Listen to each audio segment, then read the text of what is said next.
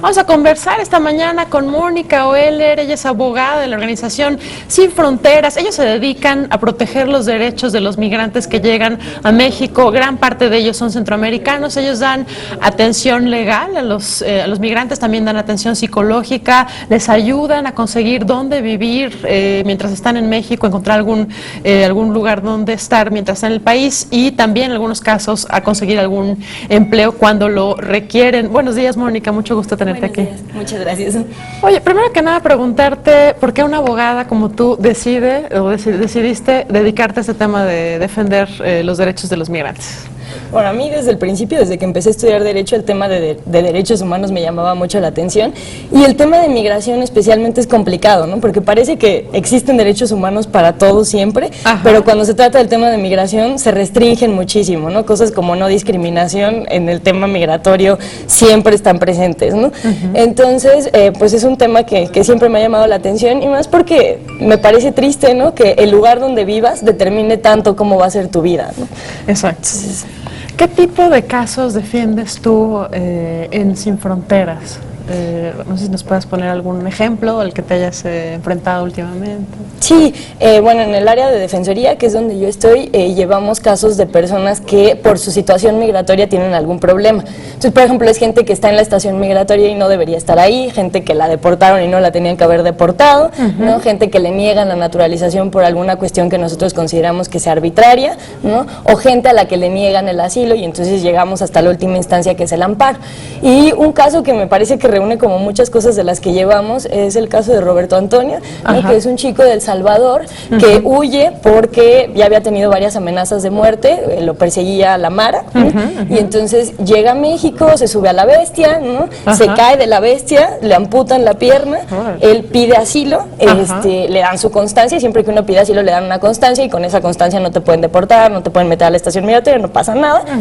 Un buen día le hacen una verificación migratoria, y migración dice: tu hoja no sirve para nada, se la rompen. Le rompen la hoja y le quitan toda la esperanza de recibir el asilo, ¿no? En ese momento, su proceso sigue, pero lo meten a la estación migratoria.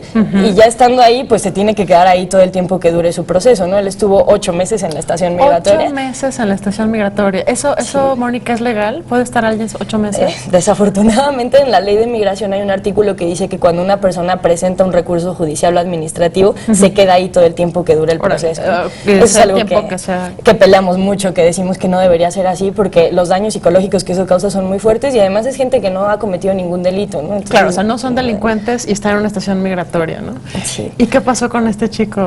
Bueno, para empezar, como tenía la pierna amputada, decidieron que era una persona que necesitaba como un apoyo especial, entonces lo metieron en el área A de la estación migratoria, que es un área que no tiene el patio, ¿no? Que no tiene todas las actividades que tienen los demás lugares. Entonces él se deprimió terriblemente, le llegó su respuesta a su solicitud de asilo y fue negativa, entonces él mete un recurso de revisión, y el caso llega a nosotros ya que estaba el caso de revisión ingresado, lo vuelve a perder, metemos un amparo, y fue un amparo interesante porque se unieron varias organizaciones, IDEAS, la Coalición Internacional contra la Detención y la Casa del Migrante de Saltillo nos apoyaron e hicieron un amicus diciendo pues justo esto, ¿no? Que la detención no debería durar tanto tiempo, que él tenía un caso interesante, ¿no? Que se le debería reconocer la condición de refugiado, etcétera. Entonces al final el amparo se gana, pero se gana para efectos, que es algo que nosotros siempre nos causa mucho conflicto, porque lo que dice el juez es: sí, tienes razón, pero entonces migración hace una nueva resolución, Comar hace una nueva resolución, y puedes decidir lo que quieras, ¿no?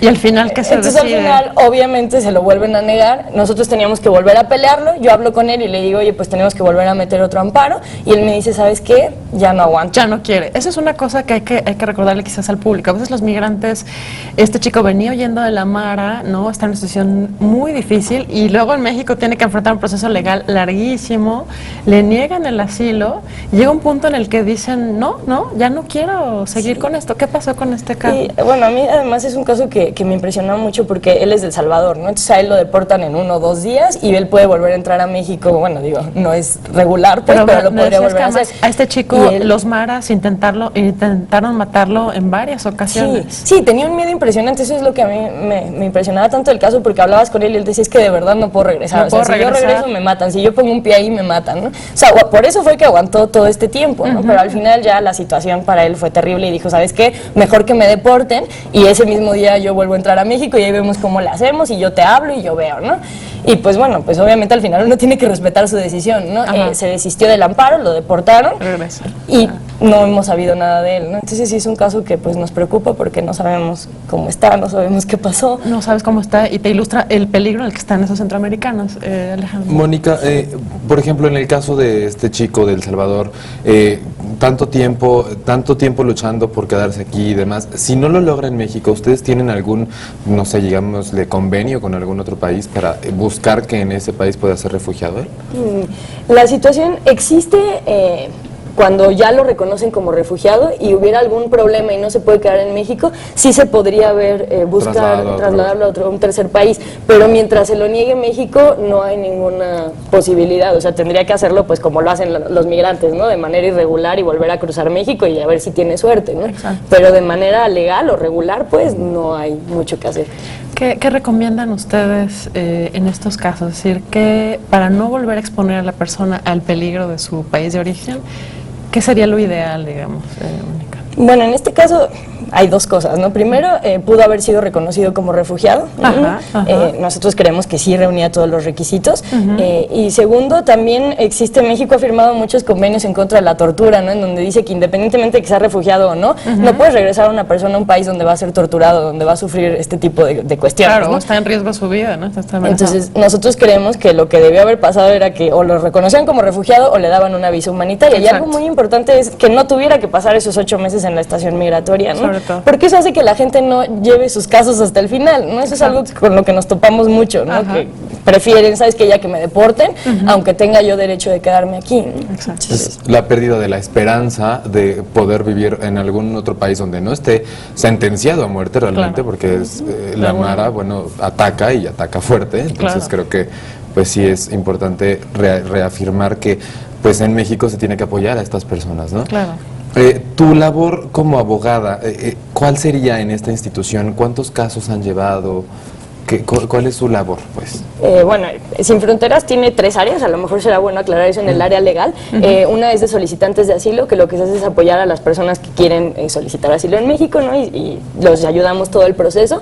Otra es regularización, la gente que se quiere quedar en México de manera regular, los apoyamos para que obtengan papeles. Y mi área lo que hace es litigar casos, ¿no? Entonces yo tengo como 6, 7 casos al año aproximadamente y son sobre temas distintos. Los que más nos preocupan ahorita son los que están en la estación migratoria, ¿no? Porque es muy difícil pelear una detención y además porque la gente no lo aguanta, ¿no? Entonces ese ha sido como nuestro reto más grande ahorita. Estamos buscando hacer como estrategias psicojurídicas, ¿no? Que a lo mejor un psicólogo nos pueda apoyar para que la persona aguante el proceso. No sé. Sí, porque son 8 meses, como dices tú, esperando de este chavo. en el limbo y sin saber qué te va a pasar. Exacto, no es ni ciudadano de allá ni de acá, entonces pobre.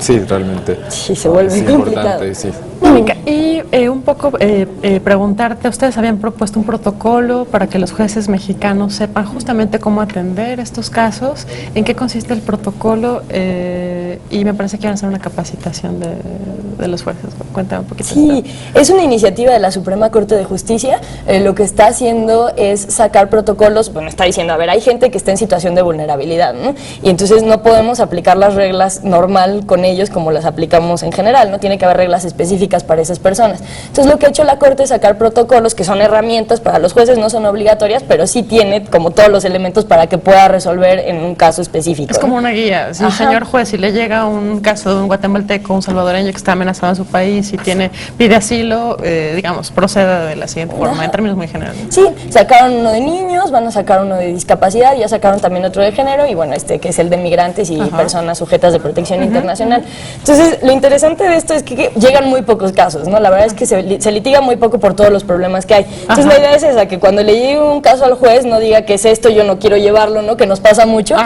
Incluso cosas niegan tan a tontas llevarlo. como la competencia, ¿no? O sea, uno mete el amparo y dice, no, esto no es penal, esto es administrativo, y el administrativo dice, no, no es cierto, esto es penal, ¿no? Y entonces, en lo que se pelean ya pasaron 3 meses y la persona sigue en la estación migratoria, ¿no? Entonces, la idea es como evitar estos problemitas, ¿no? Y que sea una guía como sencilla, que los jueces puedan utilizar. Al final tiene una guía de instituciones a las que pueden acudir si tienen, pues, no sé, como más dudas, ¿no? Igual páginas de internet donde pueden sacar información.